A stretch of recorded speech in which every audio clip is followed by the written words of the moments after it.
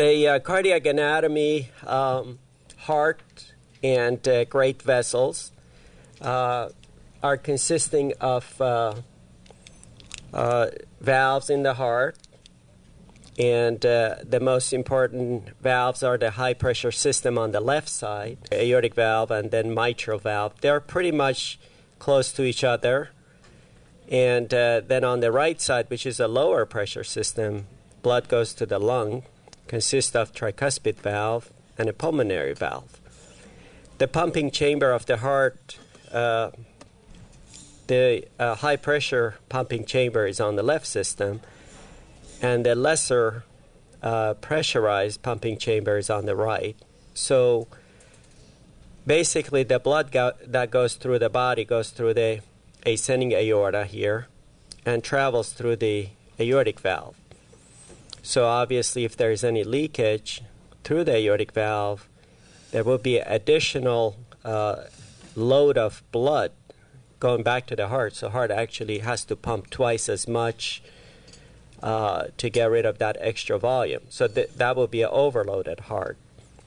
And likewise, if the blood is leaking from the mitral valve, then actually blood goes backward and lungs get overloaded with blood and breathing gets harder. Same way, if there is a obstruction in the aortic valve, like aortic valve stenosis, then there's a resistance against pumping blood to the body, and blood backs up into the left system. So particularly with exercise, that's the first thing that happens, that patients feel that their exercise capability has gotten worse. So out of the cardiac chambers and valves, then it comes the big vessels, which is ascending aorta, arch, descending thoracoabdominal, and of course pulmonary artery here that goes to the lung.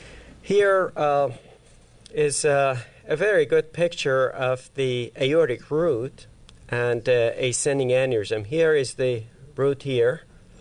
Root of the aorta consists of the aortic annulus, sinuses, and the two coronaries. This is a right coronary, this is a left coronary.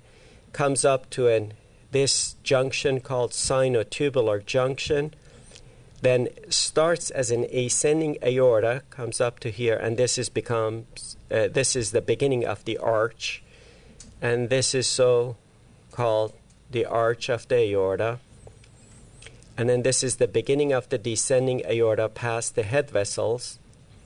And we talked about coarctation earlier on. This is generally where there's in a fetal life, there's a connection between aorta and pulmonary artery called ductus arteriosus. And this connection is usually the site of coarctation.